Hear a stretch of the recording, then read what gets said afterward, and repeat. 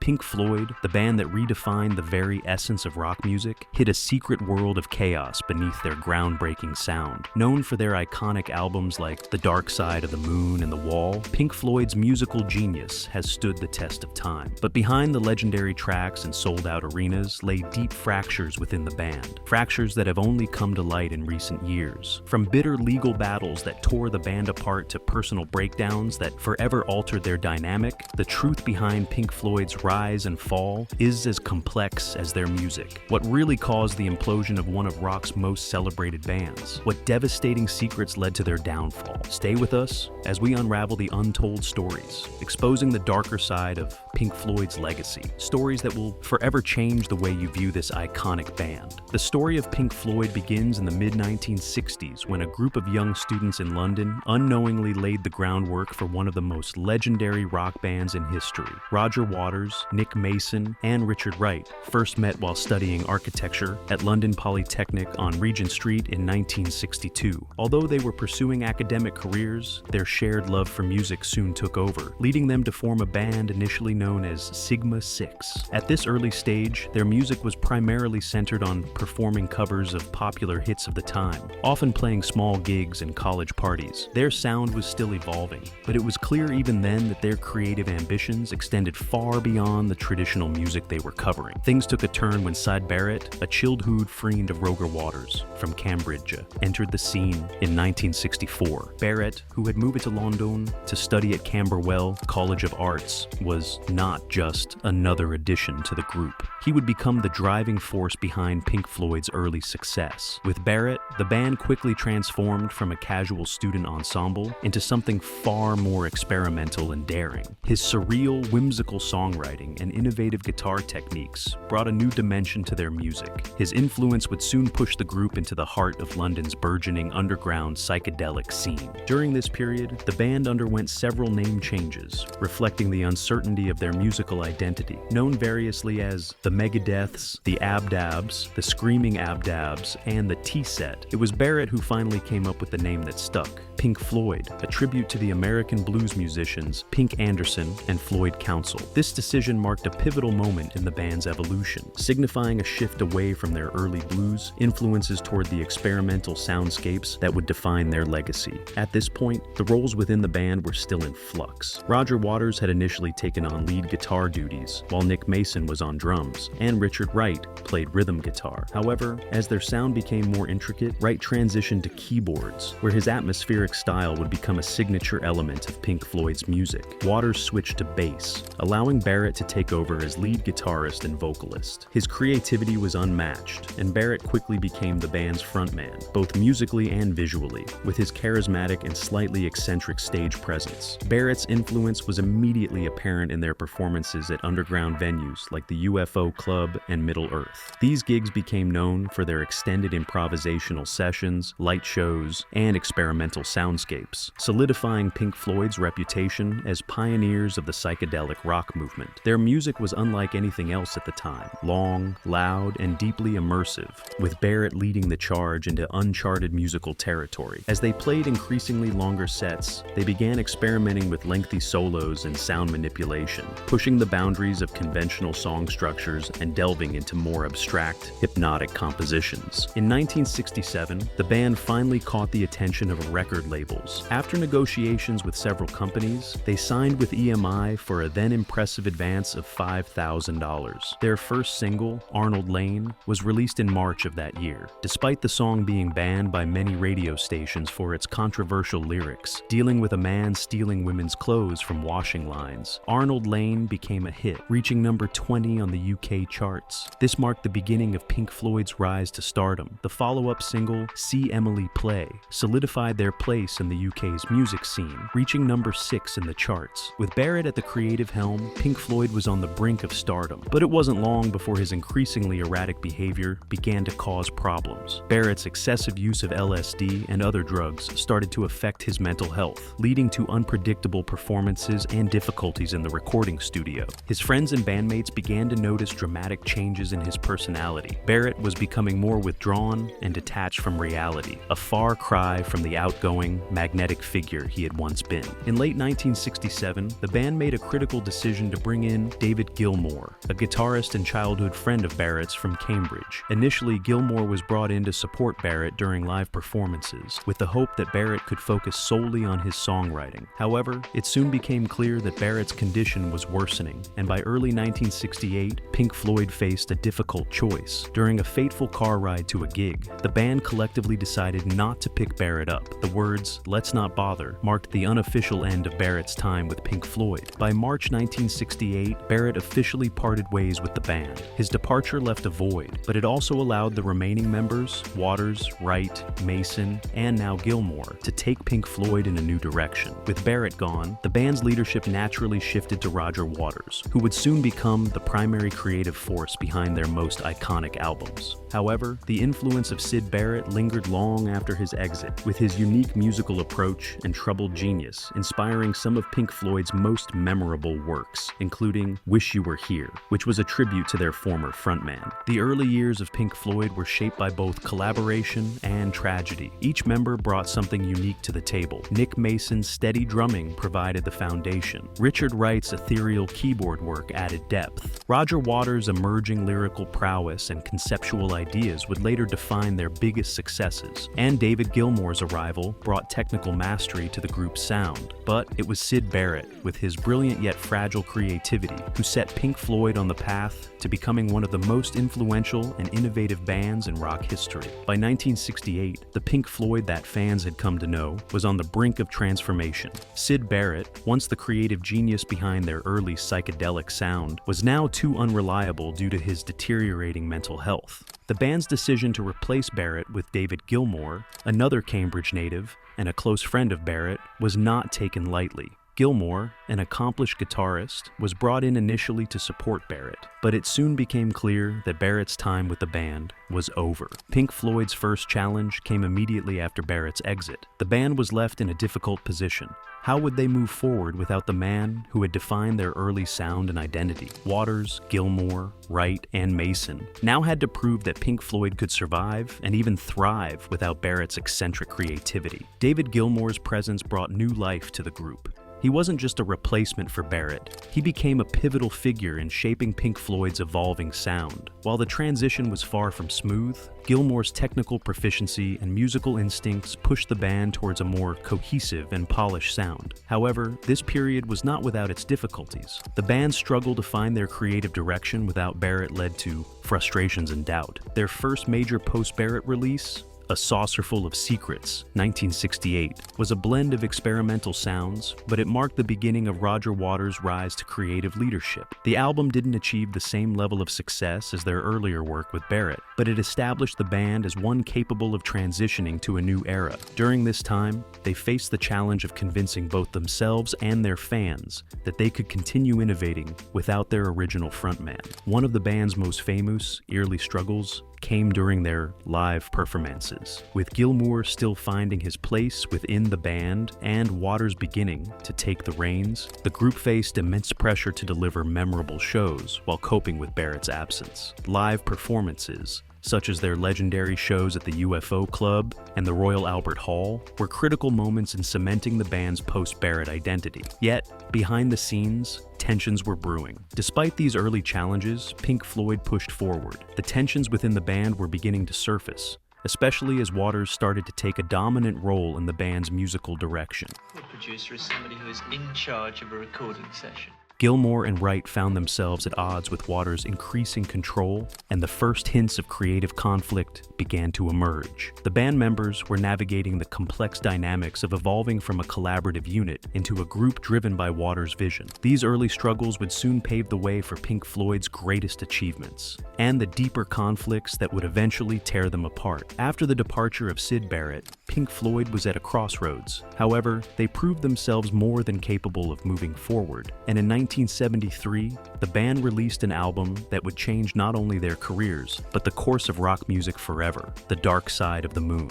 With its seamless blend of progressive rock, sonic experimentation, and deeply philosophical lyrics, the album captured the zeitgeist of the 1970s, exploring themes like time, mental illness, greed, and human mortality. The Dark Side of the Moon wasn't just a commercial success. It was a cultural phenomenon, remaining on the Billboard 200 charts for an astonishing 741 weeks, and becoming one of the best-selling albums of all time. However, with this monumental success came new pressures. Roger Waters, who had already begun to assert more control within the band after Syd Barrett's departure, now found himself at the creative helm. His increasingly dominant role in the band's songwriting and conceptual direction marked a new chapter for Pink Floyd, but it also sowed the seeds of internal tension. Waters began to infuse the band's music with his personal vision, focusing on themes of alienation, societal critique, and personal reflection. While these ideas resonated with the public, they led to friction within the band, particularly with David Gilmour and Richard Wright, who were growing frustrated with Waters' autocratic style. As Pink Floyd moved on to their next albums, the cracks in the band's unity became more visible. Their follow-up to Dark Side, Wish You Were Here, 1975, was both a tribute to Syd Barrett and a meditation on the pressures of fame. While it was critically and commercially successful, the recording sessions were marked by a growing sense of detachment and dissatisfaction among the band members. Gilmour and Wright, in particular, felt sidelined as Waters continued to steer the band in a more conceptual direction. Despite this, Wish You Were Here cemented Pink Floyd's status as rock pioneers, but the personal cost was becoming harder to ignore. By the time they began work on Animals, 1977, Roger Waters had fully emerged as the band's creative leader. The album, which reflected Waters' disillusionment with society and explored themes of class division and power, was darker and more politically charged than their previous work. While it resonated with fans, tensions within the band were intensifying. Wright and Gilmour felt increasingly marginalized as Waters took on a greater share of the songwriting and decision-making. Nick Mason later reflected that the band was becoming less collaborative and more of a vehicle for Waters' personal expression, a shift that would only worsen in the years to come.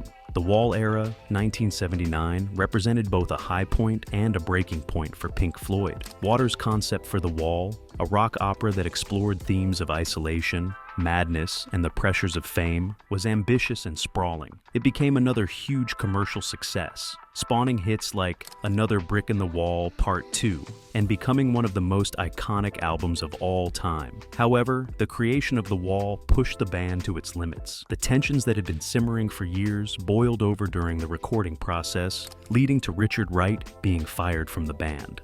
Although Wright was rehired as a session musician for the Wall tour, the damage to the band's internal dynamics was clear. Waters' vision for The Wall dominated every aspect of the project, from the songwriting to the album's elaborate live performances. His increasing control left Gilmour, Wright, and Mason feeling more like session musicians than equal partners, and this imbalance would only grow in the years following The Wall. While the album's success brought Pink Floyd to new heights of fame, the personal cost was immense, with the relationships between the band members deteriorating under the weight of Waters' leadership. As Pink Floyd reached new levels of commercial success, the very elements that had propelled them to greatness, collaboration, experimentation, and mutual respect, were now crumbling. The tension within the band had reached a boiling point, setting the stage for the conflicts and eventual legal battles that would come in the following years. By the early 1980s, tensions within Pink Floyd were at an all-time high. The recording of the final cut, 1983, marked the culmination of years of growing discord, particularly between Roger Waters and the rest of the band. Waters had become the driving creative force behind the group, especially after the success of The Wall, 1979, but his increasing control over the band's direction came at a steep cost. The final cut, though released as a Pink Floyd album, was largely a solo effort by Waters, with minimal input from David Gilmour and Nick Mason. This shift in dynamics signaled the inevitable. Pink Floyd was on the verge of collapse. In 1985, Roger Waters officially announced his departure from the band, declaring that Pink Floyd was a spent force creatively. He believed that without him, the band had no future. However, David Gilmour and Nick Mason didn't share his view. They wanted to continue under the Pink Floyd name, which led to one of the most notorious legal disputes in rock history. Genesis isn't Genesis without Peter Gabriel, is it? Pink Floyd, there are still people who feel that Pink Floyd stopped being Pink Floyd when Syd Barrett left. Roger Waters was adamant that Pink Floyd should not go on without him. In 1986, he initiated legal proceedings to formally dissolve the band and prevent the remaining members from using the name Pink Floyd. Waters argued that, As the primary creative force behind the band's most successful albums, he had a rightful claim to the Pink Floyd legacy. Gilmour and Mason, however, had different plans. In a bitter legal battle, Gilmour and Mason fought for their right to continue using the Pink Floyd name, citing their collective contributions to the band's history. Waters, meanwhile, insisted that without him, Pink Floyd had lost its essence. Despite the intensity of the dispute, the court ultimately ruled in favor of Gilmour and Mason. They're just so relieved Roger's got it. They were allowed to carry on as Pink Floyd, while Waters retained the rights to The Wall and other significant works he had written. Waters later admitted that he regretted the legal battle, acknowledging that he had misjudged the situation. In a 2013 interview, he confessed, "I was wrong. Of course I was. Who cares?" Were you? Of course I was. Who cares? It was a commercial decision. Following the court ruling, Pink Floyd, now led by Gilmour, continued without Waters. In 1987, they released A Momentary Lapse of Reason, which was seen by some as a direct response to Waters' departure.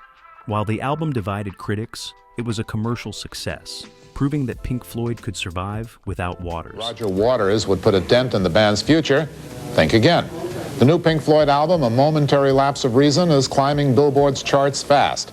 This victory wasn't just musical, it marked a new chapter for the band, albeit one fraught with tension. Gilmour and Mason were left to carry the Pink Floyd name, while Waters embarked on his solo career, feeling both relieved and embittered by the outcome. Although the legal battle ended in the courts, the personal tensions between Waters and Gilmour persisted for decades. Well, the answer to that is because nothing from me is on the website. I am banned by David Gilmour from the website. The breakup of Pink Floyd had not just fractured the band professionally, it had severed personal ties that would take years to mend, if ever. After the legal battle ended in 1987, Pink Floyd moved forward without Roger Waters, but the scars of the breakup lingered for decades. Despite the court's ruling, the tensions between Waters and the remaining members of Pink Floyd, David Gilmour, Nick Mason, and Richard Wright, never fully subsided. The next chapter of their story was defined by two parallel paths: the continued success of Pink Floyd, surprise, surprise, Pink Floyd's back on the charts, and the solo careers of its former members, with only rare and brief moments of reconciliation.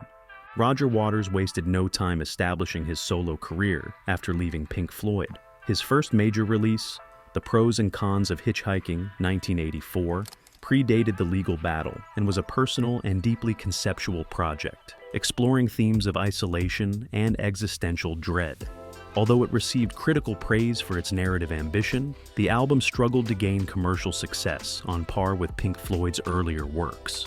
Waters continued his solo ventures with albums like Radio KAOS, 1987, and Amused to Death, 1992, the latter being hailed as one of his strongest solo efforts. Amused to Death criticized modern media and war, echoing the social and political commentary that had defined his work with Pink Floyd. Despite his artistic output, Waters found himself competing against his former bandmates. While his solo albums were respected, they couldn't match the monumental success of Pink Floyd. Meanwhile, David Gilmour emerged as the face of post-Waters Pink Floyd. With Gilmour taking on a more significant role in songwriting and leadership, the band released A Momentary Lapse of Reason, 1987, and The Division Bell, 1994. Both albums performed exceptionally well commercially, with The Division Bell even reaching #1 on both the UK and US charts. Gilmour also pursued a solo career during this period, releasing About Face, 1984, and later On an Island, 2006, both of which displayed his signature guitar style and ethereal sound. While his solo albums were more introspective and less conceptually driven than Waters' work, they reflected his continued influence in rock music. Despite the bitterness between Waters and his former bandmates, fans were given a brief but historic reunion on July 2, 2005, during the Live 8 concert in London. This event marked the first time Waters, Gilmour, Mason, and Wright performed together since 1981. The reunion was short-lived, but the emotional performance of iconic tracks like Comfortably Numb and Wish You Were Here brought fans to tears. The event raised hopes of a permanent reunion, but despite the apparent goodwill on stage, stage, the band members quickly dismissed the idea of touring or creating new music together. Gilmour, especially, was hesitant about reopening old wounds, stating that the Live 8 performance was a one-off. The Live 8 performance was a poignant moment, symbolizing what Pink Floyd had achieved together, even if the personal differences between Waters and Gilmour remained unresolved. For many fans, it was a dream come true, a brief glimpse of the classic lineup that had shaped rock history. Tragedy struck the Pink Floyd family in 2008 when Richard Wright passed away from cancer at the age of 65. Wright, who had been a critical component of the band's sound with his atmospheric keyboard playing, was mourned by both fans and his former bandmates. His death marked the end of any hopes for a full-scale Pink Floyd reunion. Gilmour later stated that Wright's death had closed the door on the possibility of any further Pink Floyd projects involving him and Mason under the band's name. With whom I've worked for 40-odd years now, and that has now come to an end. There's all sorts of music that I'll not be able to play again without him, which is a source of sadness for me. However, in 2014, Pink Floyd released what would become their final studio album, The Endless River. This album was largely a tribute to Wright and consisted of material recorded during the Division, Bell sessions, with new overdubs by Gilmour and Mason. While The Endless River didn't reach the critical heights of their earlier works, it was a fitting farewell to the band's legacy, serving as a reflective, ambient tribute to the band's fallen member, and closing the book on Pink Floyd's storied career. Despite the turmoil and personal conflicts that defined much of their later years, Pink Floyd's legacy remains one of the most influential in the history of rock music. Their groundbreaking use of soundscapes, concept albums, and experimental techniques inspired countless musicians across genres. Albums like The Dark Side of the Moon, Wish You Were Here, and The Wall are still revered as masterpieces of music and storytelling. Pink Floyd's influence extends beyond music. Their album covers, especially the prism on The Dark Side of the Moon, have become iconic images in popular culture. Their concerts, particularly The Wall shows, set a new standard for live performance, incorporating elaborate visual elements that became a blueprint for modern multimedia rock shows. Even though the band members went their separate ways, Pink Floyd's music continues to reach new generations of listeners. Whether through the political and philosophical depth of Waters' lyrics or the transcendent beauty of Gilmour's guitar solos, Pink Floyd's sound remains timeless. Their music is still dissected, analyzed, and cherished by fans and scholars alike, ensuring that the legacy of Pink Floyd will endure long into the future. Pink Floyd's story is one of both triumph and tragedy. From their early days as pioneers of psychedelic rock to their later years, which were defined by internal conflicts and legal battles, the band's journey was anything but simple. While their personal relationships may have fractured, their musical achievements remain untouched, cementing Pink Floyd's place as one of the most important and influential bands in rock history. Their influence extends far beyond just music. The band's ability to craft albums that blended intricate soundscapes with deep philosophical themes continues to resonate with generations of fans. Albums like The Dark Side of the Moon and The Wall redefined what a rock album could be, exploring the human experience in ways few bands dared to attempt. They pushed boundaries in both their studio work and live performances, revolutionizing the way music could be presented and experienced. Though their journey ended long ago, Pink Floyd's music continues to resonate. The band's legacy is one of artistic bravery, pushing boundaries, and constantly seeking new ways to express the human condition. As their influence carries on, the timelessness of their work ensures that their impact will never fade. When was the first time you listened to Pink Floyd? Tell us in the comments and subscribe to catch our next video as soon as it drops.